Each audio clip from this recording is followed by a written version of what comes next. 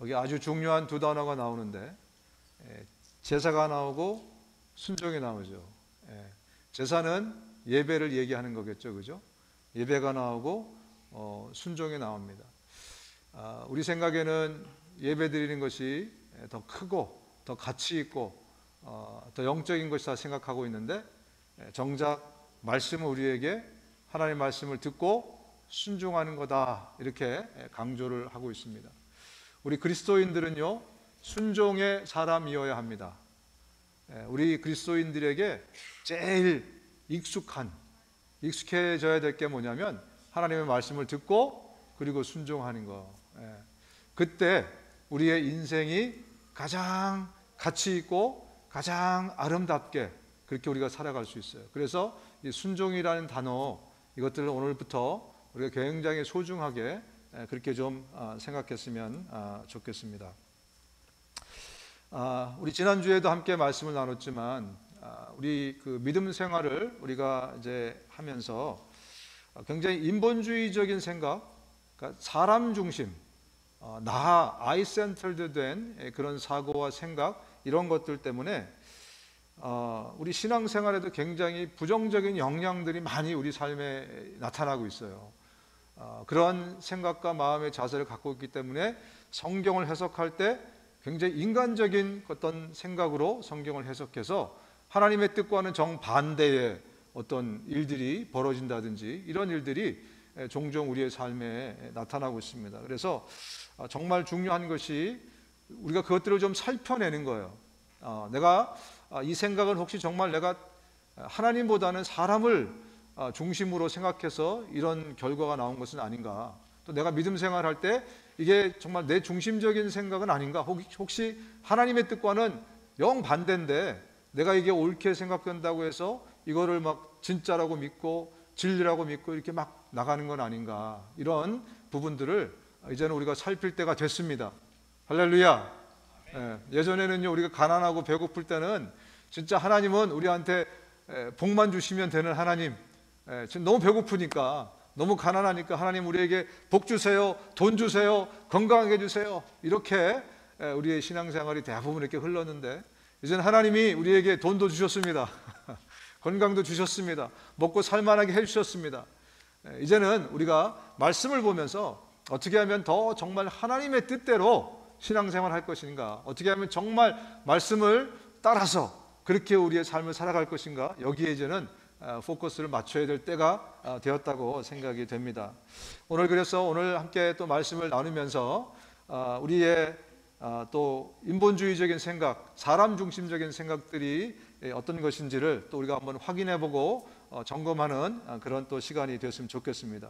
우리 본문으로 들어가서 보면 시몬 베드로가 칼을 가지고 있었는데 그는 그것을 빼어서 대제사장의 종을 쳐서 오른쪽 귀를 잘라버렸다. 그 종의 이름은 말고였다.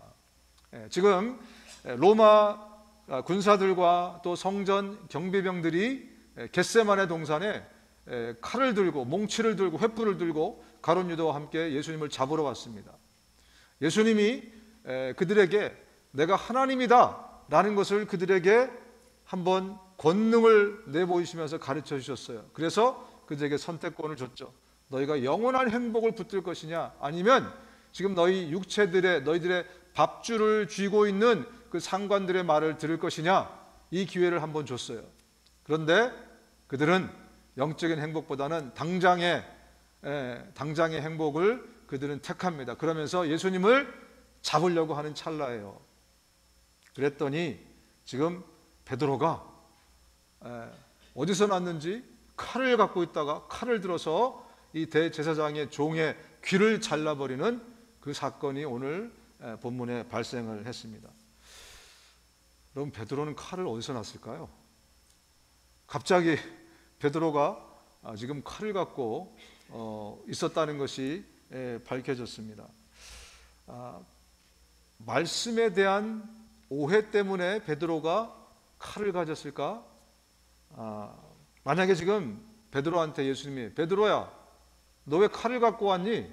너 왜 칼이 있어? 라고 물어보시면 베드로가 아마 이렇게 대답했을 수도 있습니다. 예수님이 갖고 다니라 그랬잖아요. 왜냐하면 오늘 본문인 누가복음 22장에도 있거든요. 오늘 본문을 누가복음 22장을 보면 예수님이 겟세마네 동산에 올라오시기 전에 바로 어떤 말씀을 하시냐면, 너희들은 이제 너의 겉옷이라도 팔아서 칼을 사라 라고 말씀합니다. 이제는 돈주머니가 있는 사람은 그것을 챙겨라. 또 자루도 그렇게 하여라. 그리고 칼이 없는 사람은 옷을 팔아서 칼을 사라. 이렇게 말씀하세요. 누가복음 10장에는 어떤 말씀하셨냐면, 예수님이 제자들을 이제 밖으로 전도하러, 노방전도하러 막 보내면서 뭐라고 말씀하시냐면, 너희들은 돈주머니도 여벌의 신발도 또 지팡이도 가지고 가지 마라. 아무것도 가지고 가지 마라. 이렇게 말씀하세요. 여러분, 왜 그때 그 말씀을 하셨을까요? 앞으로는 전도하러 가는 사람, 선교하러 가는 사람은 다 온전히 막 하나님만 의지하고 가야 되기 때문에 돈주머니도 갖고 가지 말고 생활 대책 이런 거 생각하지 말고 그냥 떠나야 돼. 안 그러면 믿음 없어. 만약에 누군가가 누가복음 10장을 그렇게 해석했다면 얼마 전에 떠난 우리 강용중 선교사님의 가정은 진짜 믿음 없는 가정이에요. 누가복음 10장의 예수님의 말씀은 어떤 의미냐면, 너희들이 이제 복음을 전하러 가는데 온전히 성령의 힘을 온전히 너희들이 한번 힘입어 봐라. 복음을 전하러 갈 때 인간의 어떤 수단, 인간의 힘, 인간의 능력 이게 아니고 온전히 성령의 온전한 힘을 너희들이 입어봐라. 그런 의미에서 예수님이 그렇게 말씀을 하셨던 것입니다. 그렇다면 지금 누가복음 22장에 겉옷을 팔아서라도 칼을 사라 라는 의미는 어떤 의미이겠습니까? 이것은 은유적인 표현이에요. 진짜 복음 전하는 사람은 다 칼을 하나씩 들고 다녀. 그러면 오늘은 다 총을 하나씩 들고 다녀야 되게 우리가. 아무리 무식해도, 베드로가 무식해도 그렇게 해석하리라고는 생각이 안 됩니다.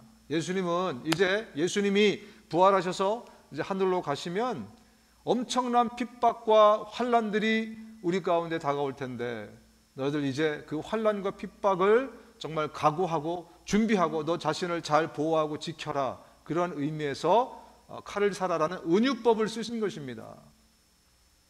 그런데 지금 베드로가 어떻게 합니까? 어디선가에서 칼을 지금 가지고 나타났습니다. 지금 베드로는 예수님과 제자들이 어디로 가는지 알고 있습니다. 어디로 갑니까? 예수님이 평소에 하셨던 것처럼 겟세마네 동산으로 기도하러 가시는 거예요. 베드로도 알고 가룟 유다도 알고 모든 제자들도 알았습니다. 예수님이 이 야밤에 왜 가시는지, 어디로 가시는지 베드로는 알았어요. 예수님이 기도하러 가시는 거다. 그런데도 불구하고 칼을 지금 차고 있습니다. 더군다나 예수님이 함께 가시는 길이에요. 그 능력의 하나님이 함께 가시는 길인데 그가 지금 칼을 가지고 왔다.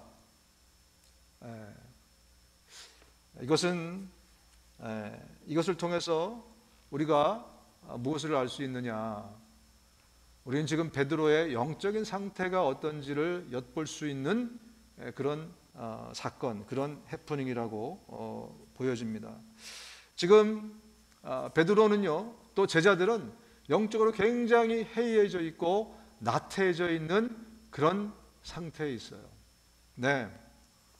그래서 예수님이 내일이면 십자가를 지셔야 되기 때문에 너무나 절박하고 너무너무나 간절하고, 그래서 세 명을 또 따로 평소에 데리고 다니던 제자들을 따로 베드로, 요한, 야고보를 데리고 또 겟세마네 동산 그 앞에 데려가셔서 돌 던질 만큼 그 거리에 예수님 혼자 가시고 거기서 부탁을 합니다. 너희들은 깨어서 나를 위해서 기도를 좀 해줘라.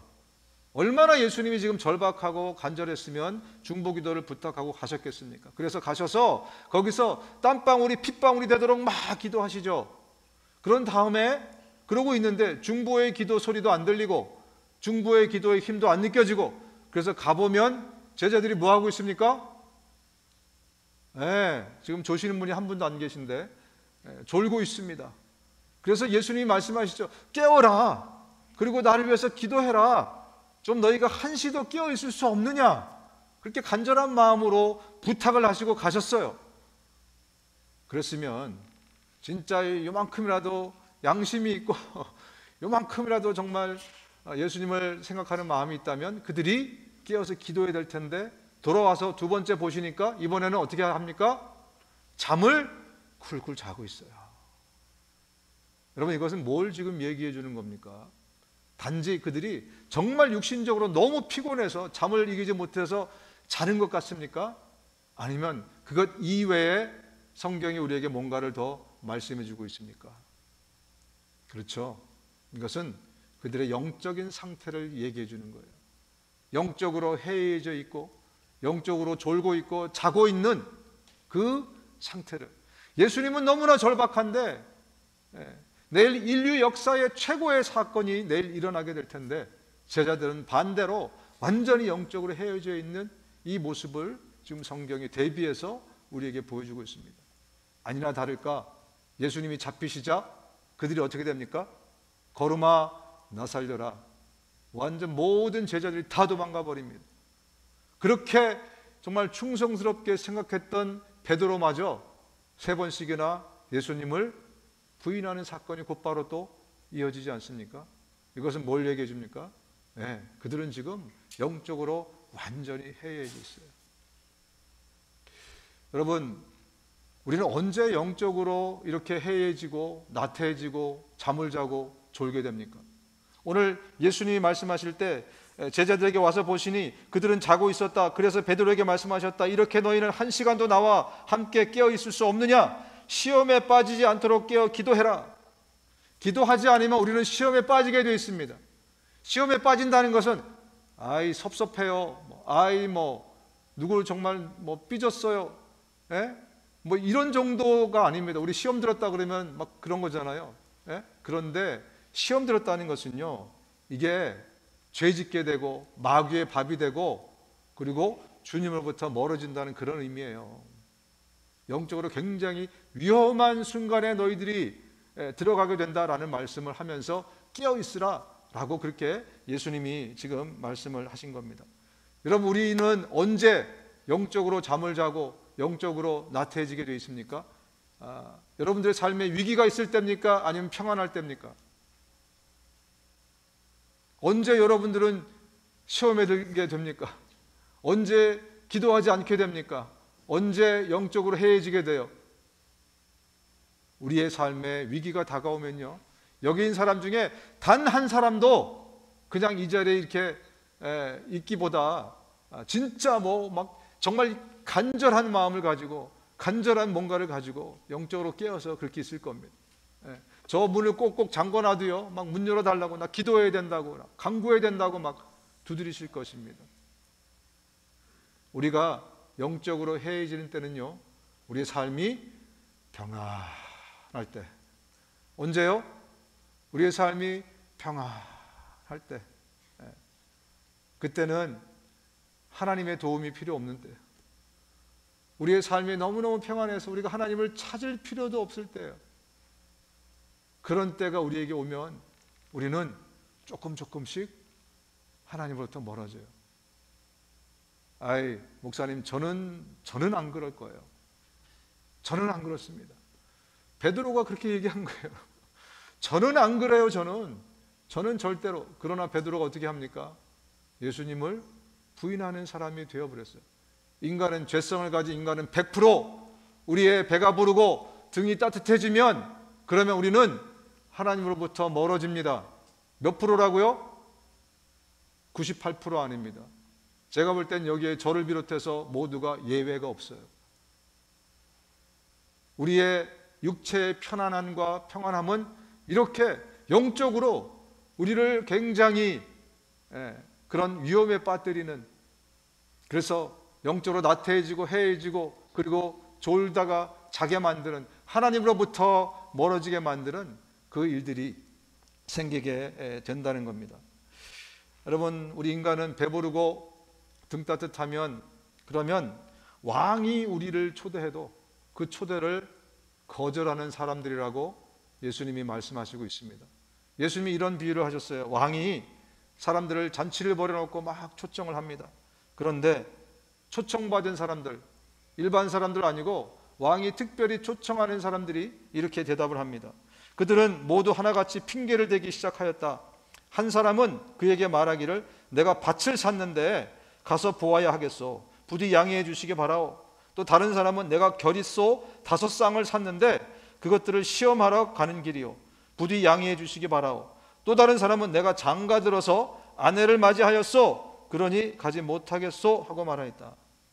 여러분, 이 사람들의 이 면면을 한번 살펴보십시오. 어떤 사람입니까? 첫째 사람이 뭐라고 말합니까? 내가 밭을 샀대요.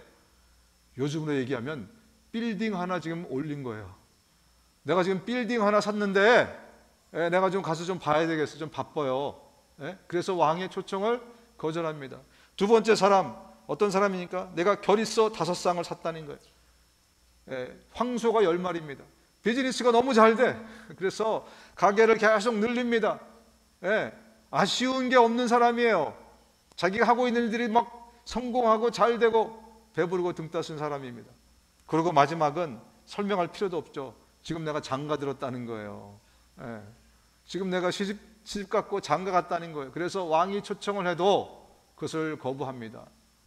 여기서 왕은 누구겠습니까? 하나님을 말씀하는 거예요. 하나님을 말씀하는 겁니다. 여러분, 하나님이 우리를 초청해도요, 배부르고 등 따쓰고 먹고 살만한 사람은 굳이 예수님을 내 구주로 영접하려고 하지 않습니다. 먹고 살만한데, 하나님이 없어도 내가 충분히 살 수 있는데 왜 내게 구원이 필요하대?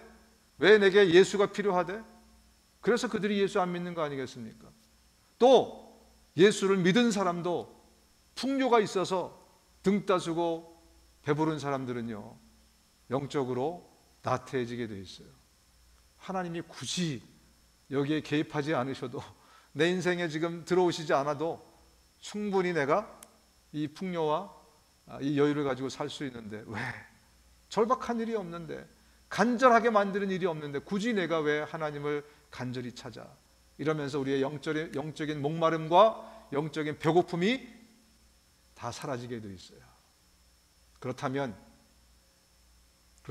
우리는 풍요를 어떻게 다스려야 될까? 이 풍요로운 시대, 그래서 전에는 우리가 정말 보릿고개, 또 6.25 전쟁, 가난, 수많은 그런 것들로 정말 절박했을 때 우리가 얼마나 하나님을 간절히 여러분 찾았습니까? 그래서 하나님께서 우리에게 은혜를 주셔서, 우리에게 풍요를 주셔서 여기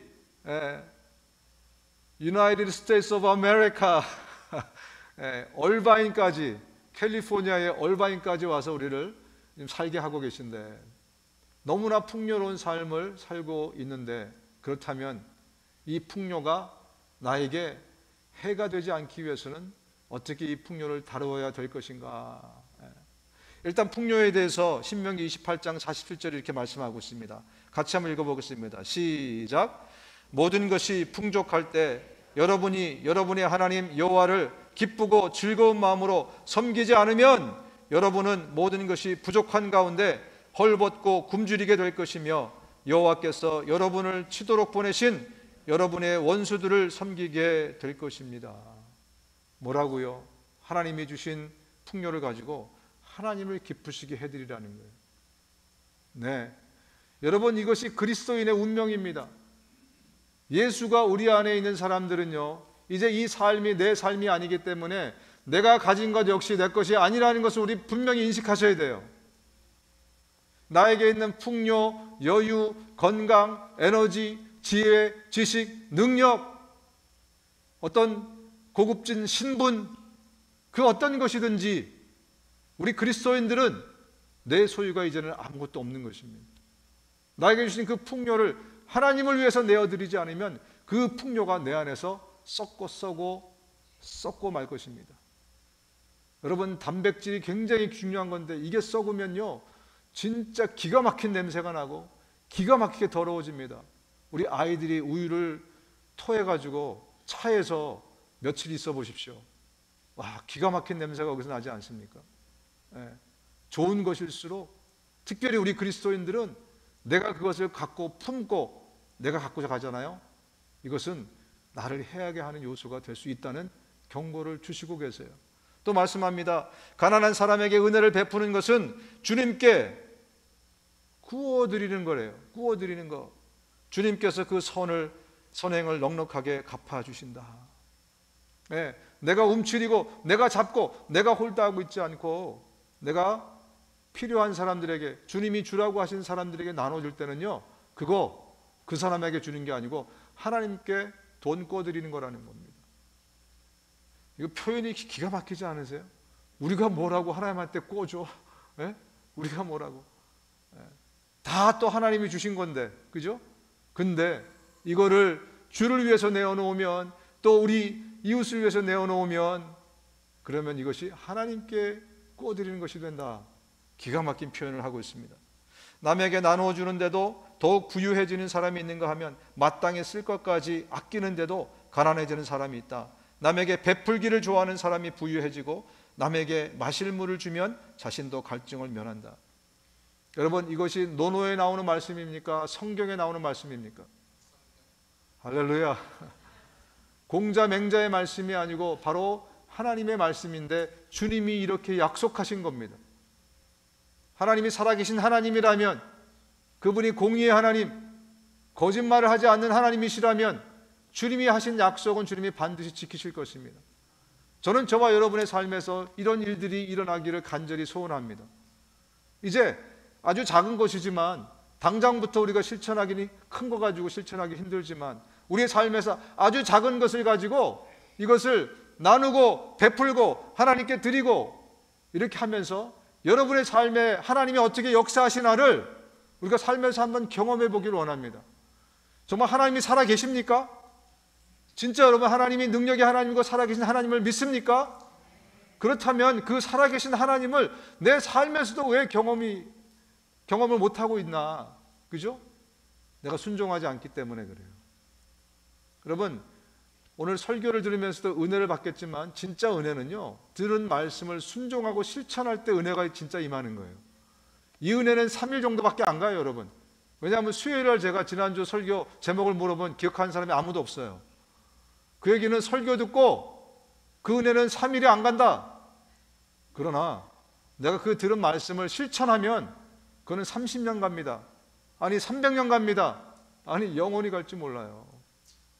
그런데 우리는 그동안 듣고 은혜 받는 것에서만 진짜 은혜라고 생각해 와가지고 어디 나한테 은혜 주는 사람 없나? 좋은 설교자만 찾아다녔어요. 좋은 설교만 어디 듣고. 그러나 여러분, 그게 오늘날에 우리를 만든 거예요. 이 한국교회를 만든 겁니다. 사람들이 이제 손가락질을 하잖아요. 개독교라고. 왜 그렇게 됐는가? 포인트를 잘못 잡아서 그래요. 뭐요? 포인트를 잘못 잡아서. 포인트는 듣고 순종하는 것이 있었는데, 그래서 아까 말씀드렸잖아요. 그죠? 순종이라는 단어를 정말 귀하게 생각해야 된다고.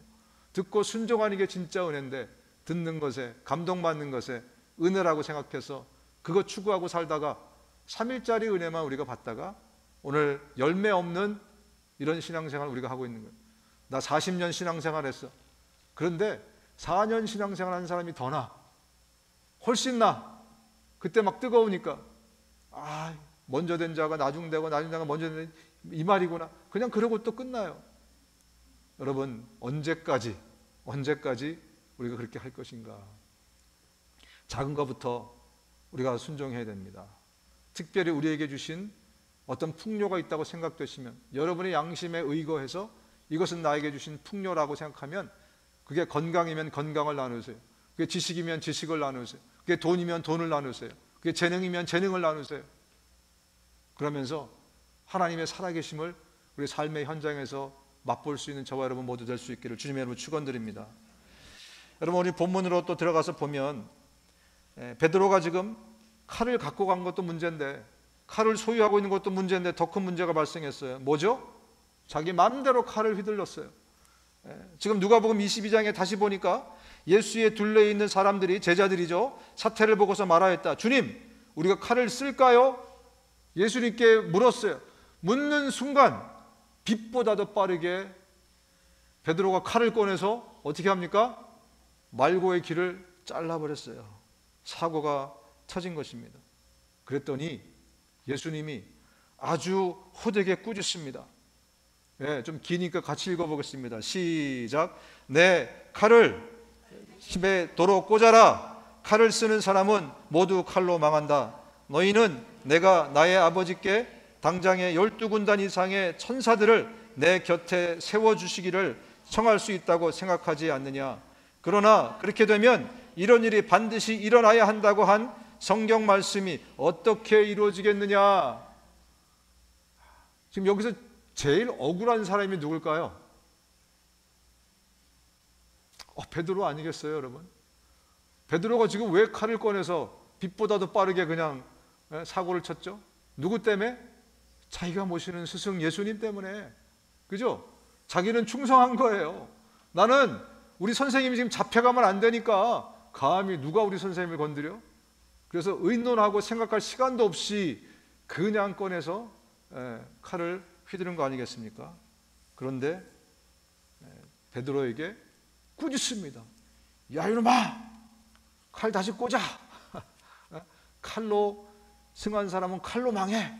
이렇게 하면서 예수님이 지금 호되게 베드로를 꾸짖습니다. 그럼 구약 성경을 보다 보면 또 한 사람의 억울한 사람을 우리가 찾을 수 있습니다. 그의 이름은 웃사라는 사람입니다. 들어보셨죠? 웃사. 웃사는요, 아마 이렇게 성경학자들이 얘기하기를 이 아비나답이 할아버지쯤 된다 그래요. 할아버지 때부터 아비나답 때부터 웃사까지 70년 동안 하나님의 빼앗겼던 법궤를 보관했었습니다. 그리고 나서 다윗 왕이 어느 날 그 법궤를 예루살렘으로 옮겨라. 그래가지고 그거를 수레에다가 실어가지고 옮기다가 나곤이라는 사람의 타작 마당에서 갑자기 소가 뛰는 바람에 그 법궤를 붙잡았어요. 여러분 지금 법궤가 나이가 몇 살인 줄 아세요?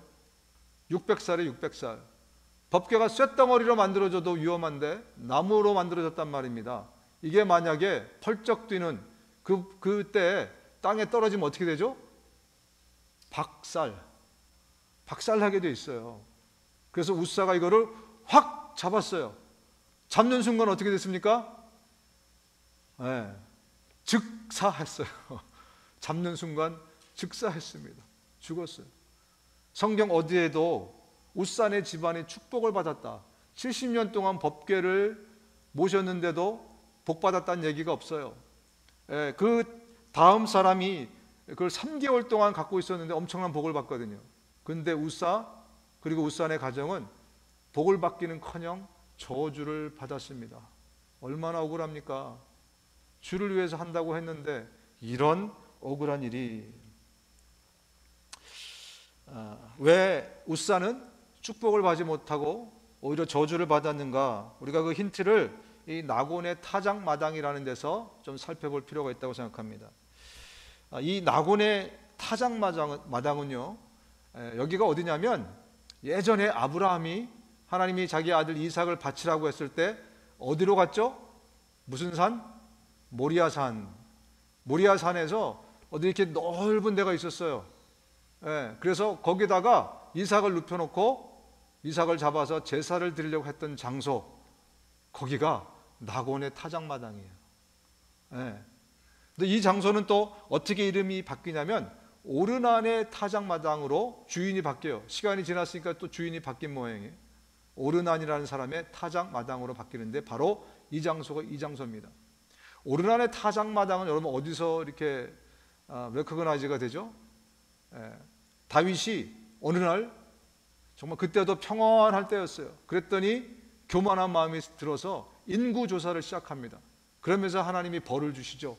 너 3가지 중에 무슨 벌을 받을래? 그때 내가 하나님한테 직접 벌을 받겠습니다. 그래가지고 하나님이 연병을 저주를 내리세요.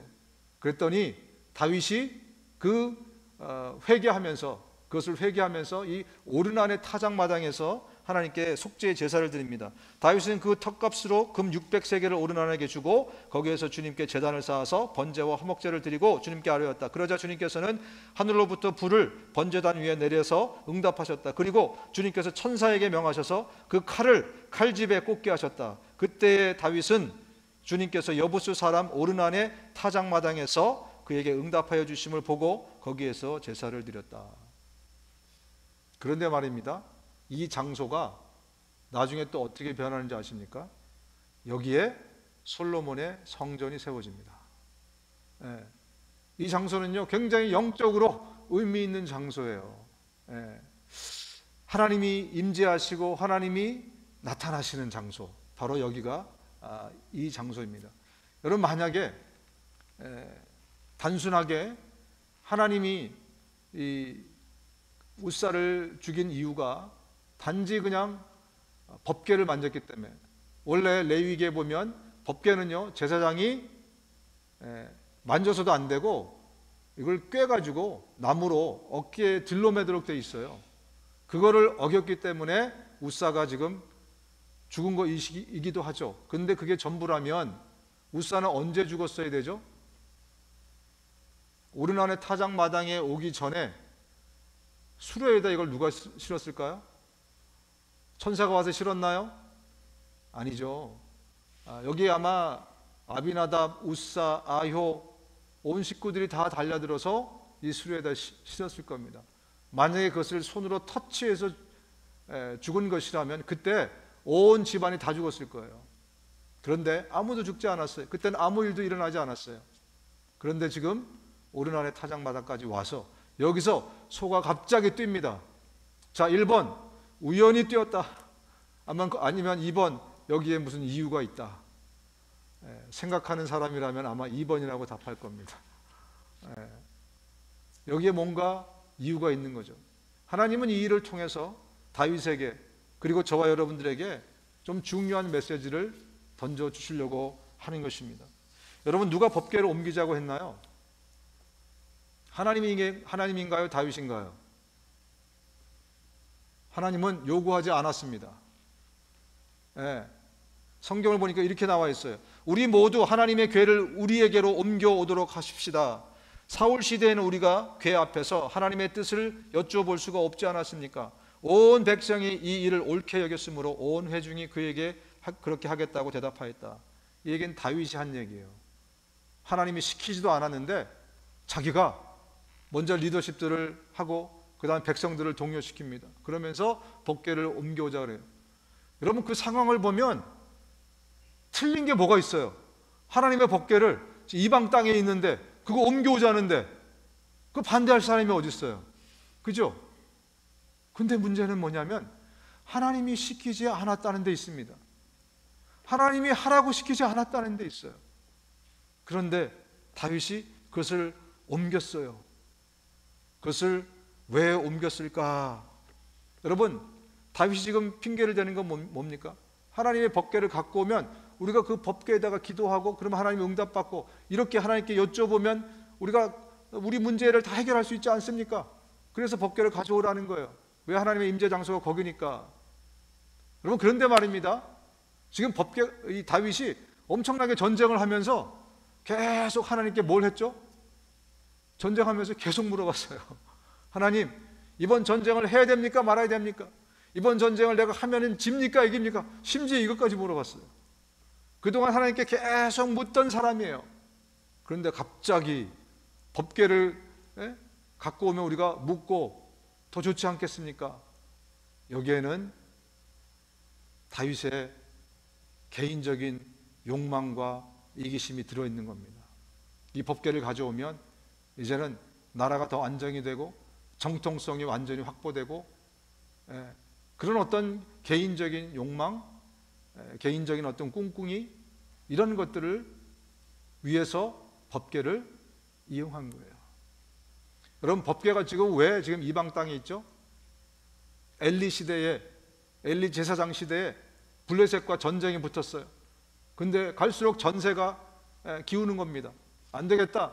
하나님의 임재 장소인 법궤를 가져오면 하나님이 함께 하심으로 우리가 이길 수 있다. 그래서 엘리의 제사장 홈니와 비느하스가 법궤를 낑낑 메고 가요. 그래서 딱 법궤를 갖고 가니까 이스라엘 백성들이 막 환호하기 시작했어요. 지축이 울렸다. 성경에 그렇게 표현되어 있어요. 와, 이제 우리가 이겼구나 막.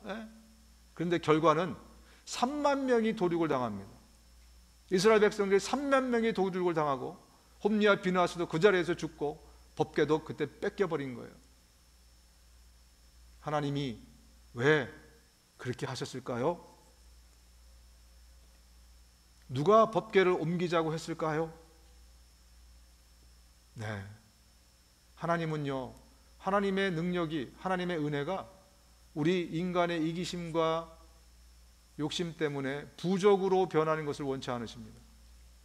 우리 인간의 욕망을 채워주기 위해서 하나님의 능력과 은혜가 부적처럼 변화버리는 것을 용납하지 않는다는 아주 엄중하고 무겁고 무서운 메시지를 오늘 던져주고 있습니다.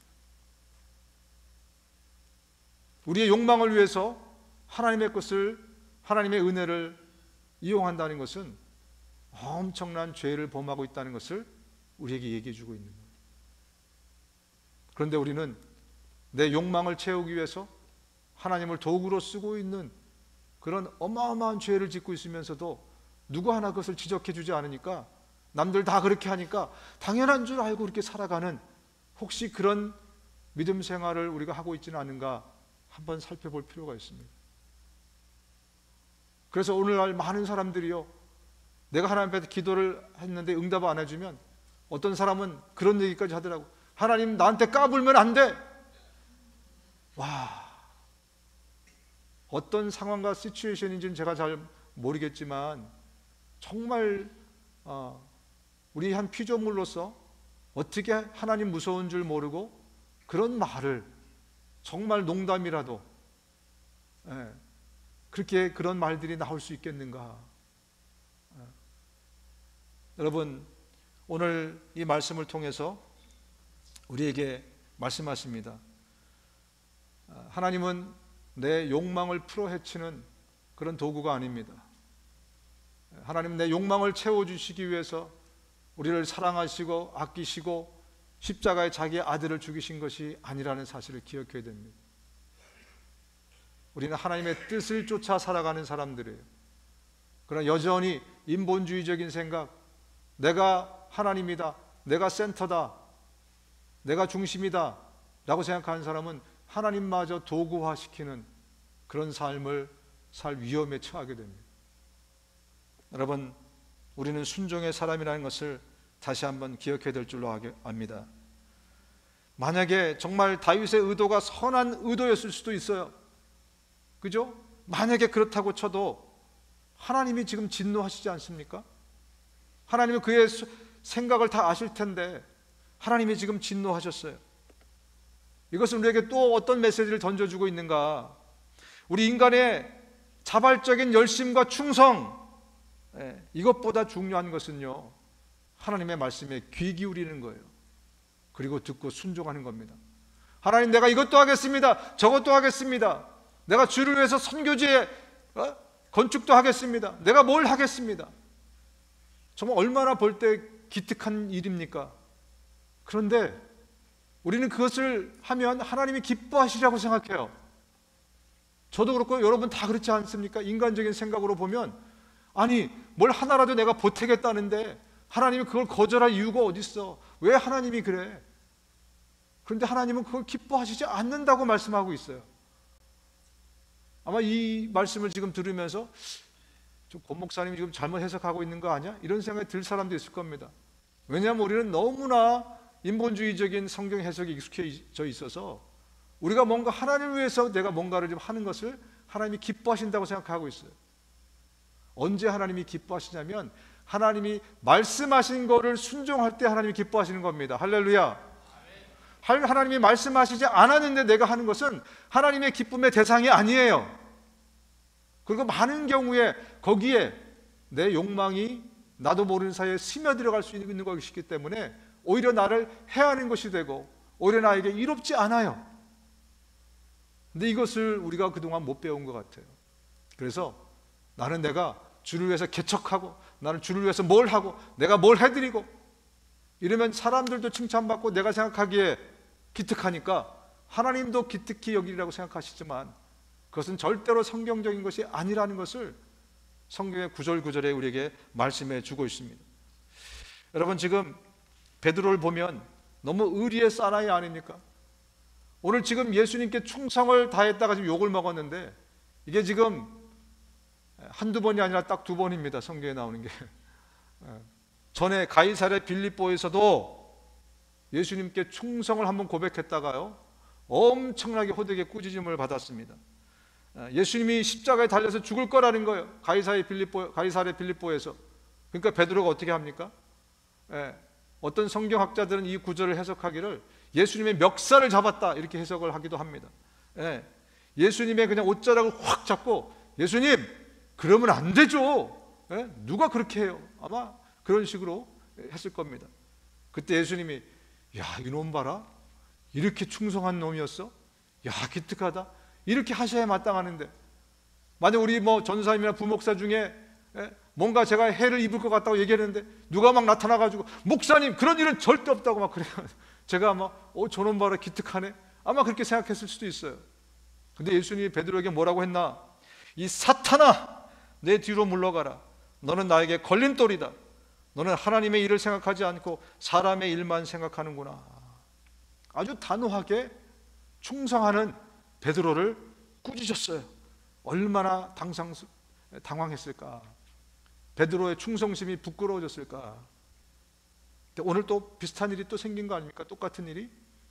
예수님 생각해서 칼을 뽑아서 휘둘렀는데 예수님이, 너는 하나님의 일을 지금 방해하고 있다고, 그렇게 예수님이 말씀하십니다. 가룟 유다에 비하면 우리 보기에도 얼마나 지금 베드로가 충성스러운 사람입니까? 그런데 예수님은 그것을 원치 않는다, 오히려 방해가 된다라고 말씀하고 있습니다. 여러분, 우리 인간의 계획과 우리 인간의 플랜, 우리 인간의 충성심, 이것은요 반드시 하나님의 뜻 안에서, 하나님의 타이밍 가운데서 이루어져야 돼요. 그러지 않으면 이것은 오히려 나를 해하는 것이 돼요. 그렇기 때문에 주님이 우리에게 말씀하시는 거예요. 사고 치지 말라, 일 저지르지 말라, 나보다 고급지게 표현하면 앞서가지 말라, 성령보다 앞서가지 말라, 말씀보다 앞서가지 말라, 하나님보다 앞서가지 말라. 그 얘기를 우리 가운데 계속해서 하고 계십니다. 여러분, 우리 인간은요 듣고 순종하는 존재들이에요. 뭐라고요? 듣고 순종하는 거예요. 노예는, 하인은, 종은 듣고 순종하는 존재지. 주인한테 이래라 저래라, 제가 이런 플랜이 있는데요, 이렇게 하시면 더 좋겠습니다, 이거는 노예의 자세가 아닙니다. 주인이 물어보면 몰라요. 주인이 물어봤잖아요. 그러니까 대답하는 거죠. 의견을 생각하는 거죠. 그러나 그렇지 않은 건, 하나님의 말씀은요 듣고 순종하는 것, 그게 우리가 해야 될 일이라는 거죠. 다윗이요 얼마나 하나님을 사랑했습니까? 그래서 다윗이 하나님을 위해서 뭘 지으려고 했죠? 성전을 지으려고 했어요. 그 얘기를 나단이 들으니까 얼마나 다윗이 기특해요. 나단이 보기에도 너무 훌륭한 거예요. 야, 저놈이 은혜를 받더니 그냥 하나님을 생각하는 또 성숙했네. 아마 나단이 그렇게 생각했을 거예요. 그래서 나단도 아무 생각 없이 다윗한테 그러면 하나님이 좋아하시죠, 그러고 얘기를 했어요. 그리고 돌아가서 기도하다 보니까 하나님이, 나단아, 너 왜 정신을 못 차리니? 그러면서 이런 말씀을 합니다. 내가 내 백성을 돌보라고 명한 이스라엘의 어떤 사사에게 나에게 백향목집을 지어주지 않은 것을 두고 말한 적이 있느냐? 그동안 내가 어떤 존재에게, 어떤 사람에게 성전 지어달라고 얘기한 적이 있느냐? 나는 그게 필요하지도 않고 요구하지도 않았어. 그걸 지어준다고 내가 기뻐할 게 아니야. 그런데 다윗이 하도 나를 사랑하니까 내가 그것을 기특하게 여겨서 성전 지어. 근데 너 아니고 네 아들 다윗 아니고 솔로몬. 여러분, 하나님이 지금 무슨 말씀하시는지 아시겠습니까? 그 뉘앙스가 느껴지십니까? 우리 생각에는 또 펼쳐 보이면 남들이 봐도 다 그냥 괜찮다고 생각되는 그런 것들인데 내 계획이에요. 그러면 하나님이 기뻐 받으신다, 안 받으신다? 기뻐 받지 않으신다.